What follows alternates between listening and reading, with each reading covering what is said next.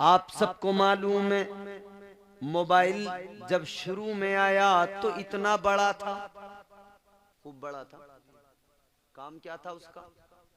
एक ही काम था, उसमें और कुछ था ही नहीं, बस बात ही कर सकते थे उससे। कोई दूसरा काम था उसका? इतना बड़ा काम एक ही था, बस बात ही कर सकते थे उससे, और कुछ नहीं।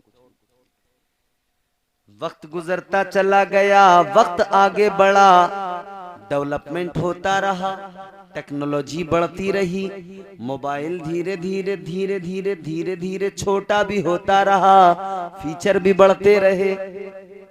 बटन वाले से टच स्क्रीन हो गया, वीडियो भी उसमें आप देखने लगे, यूट्यूब चलने लगा, फिल्में गाने सब आ गए, दुनिया की चीजें आ गई।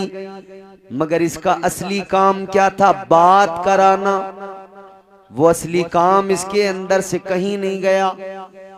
दसों बीसों चीजें इसके अंदर आई, मगर असली काम कहीं नहीं गया, बल्कि उसको भी बढ़ाया गया।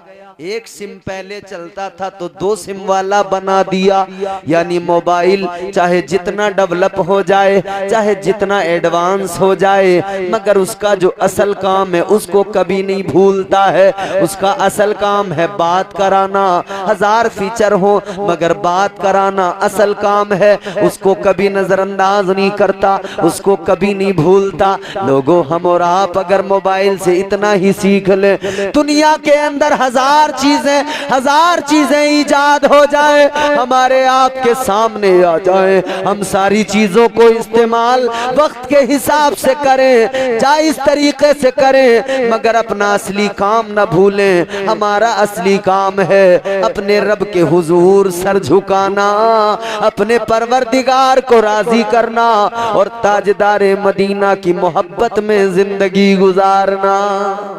सुभान अल्लाह, सुभान अल्लाह। मगर हम अपना असली काम भूल गए। अल्लाह ने फरमाया, बंदो जरा अपनी औकात याद रखना, मिन्हा खलकनाकुम, मिट्टी से पैदा किया गया है तुम्हें, ज्यादा नहीं उछलना, ज्यादा नहीं इतराना, इतराओगे तो ये भी याद रखो, वफीहा नुईदुकुम, इसी में तुम्हें मिला दिया जाएगा। मौत आएगी, इसी में मिला दिया जाएगा। मिट्टी से आए मिट्टी में गए, मिट्टी में मिल गए, जिस्म खाकी है मिट्टी में मिलेगा, जिस्म मिट्टी से है। और इंसान के वजूद में एक चीज और होती है जिसको कहते हैं रूह, जान। जिस्म मिट्टी से बना है मगर रूह मिट्टी से नहीं बनी। यही वजह है कि जिस्म मिट्टी में मिल जाता है मगर रूह बाकी रहती है। बेशक, सुभान अल्लाह। जिस्म फानी है, फना हो जाता है, मगर रूह बाकी रहती है।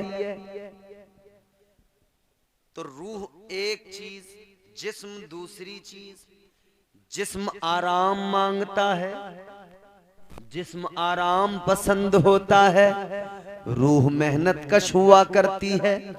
रूह का फैसला अलग होता है, जिस्म का फैसला अलग होता है। जिस्म कहता है आराम करो, रूह कहती है परवरदिगार को राजी करो।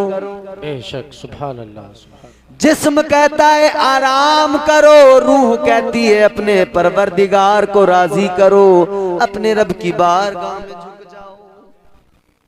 एक फैसला जिस्म का, एक फैसला रूह का। जिस्म कहता है आराम, रूह कहती है ले अल्लाह का नाम। जिस्म का फैसला जिसने माना नुकसान में गया, रूह का फैसला जिसने माना वो फायदे में गया। तो जिस्म का फैसला नहीं मानना, इसलिए कि जिस्म मिट्टी में मिलता है, फना हो जाता है। जिस्म का फैसला मानोगे मिट्टी में मिल जाओगे, और अगर रूह का फैसला मान लिया तो रूह बाकी रहती है। रूह का फैसला मान लोगे तो फिर मिट्टी में नहीं मिलोगे। वजूद तो यकीनन मिट्टी में मिलेगा, मगर इज्जतें वो मिलेंगी कब्र में भी हश्र में भी कि अपनी किस्मत पे नाज करोगे। मगर हमने समझ लिया बिल्कुल आसान इसको कि भाई बिल्कुल आसान, सिंपल है, बड़ा आसान है मरना, कोई मुश्किल ही नहीं है।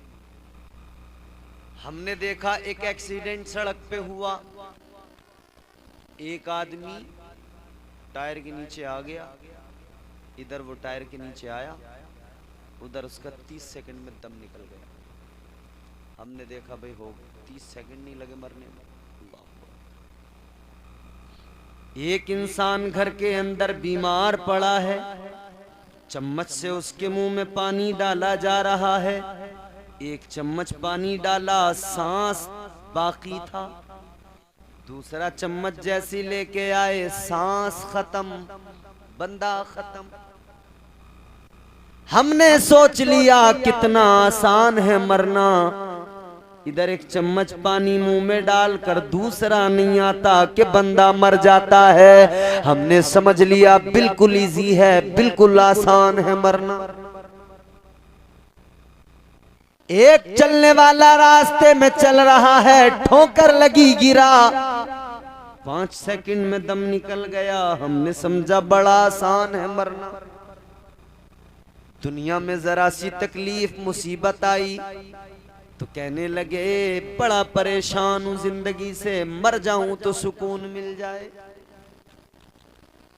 मौत को तुमने आसान समझ लिया, तुम सोचते हो मर के सुकून मिलता है। नहीं नहीं, मर के सुकून उस वक्त में मिलता है जब इधर जिंदगी अच्छी गुजार के जाओगे, और अगर खुदकुशी करके जाओगे, अगर इधर बुरे अमाल करके जाओगे, याद रखना मर के कोई सुकून मिलने वाला नहीं है। आसान समझ लिया हमने मरने को, मगर सुनो, अल्लाह के प्यारे पैगंबर जलीलुल कद्र पैगंबर जनाबे हजरत मूसा कलीमुल्लाह अलैहिस्सलाम आप फरमाते हैं ए लोगों, मरना इतना आसान नहीं होता है। फरमाया गया कि तब मालूम किया गया क्या तकलीफ होती है मौत के वक्त में। हजरत मूसा अलैहिस्सलाम ने फरमाया एक जिंदा बकरी, उस बकरी को लेकर जिंदा बकरी की खाल को यूं खींच कर उतारा जाए, जैसे ही उसकी खाल को उतारा जाएगा, जिंदा बकरी की खाल को खींचा जाएगा, जितनी तकलीफ उस वक्त में उसको होगी, फरमाया उससे भी ज्यादा मौत के वक्त में बंदे को तकलीफ होती है।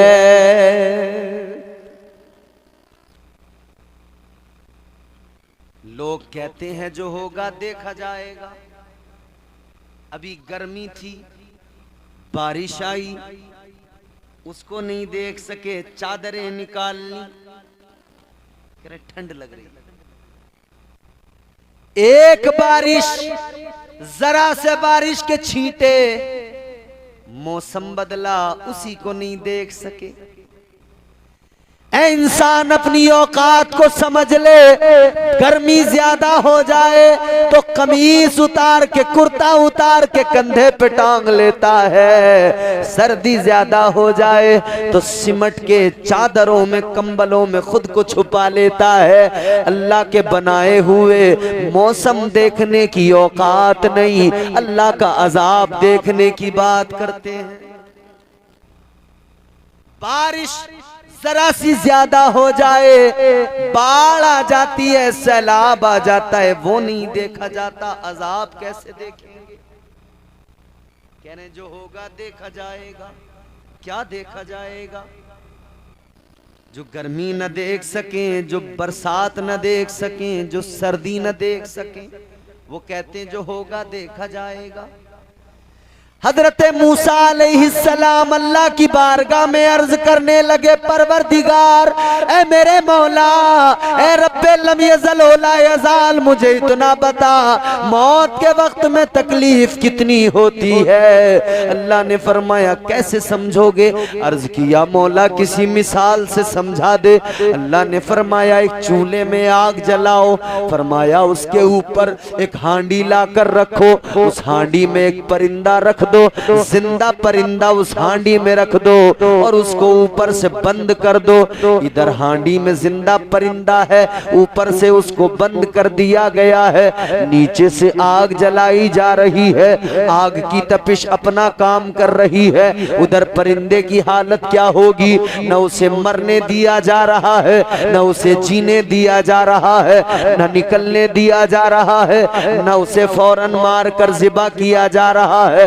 ऐ लोगों, अल्लाह ताला ने फरमाया, ऐ मूसा, जितनी तकलीफ उस परिंदे को होती होगी कि उसे न मरने दिया जाता है न उसे जीने दिया जाता है, फरमाया उससे भी कहीं ज्यादा मौत के वक्त में मरने वाले को तकलीफ होती है।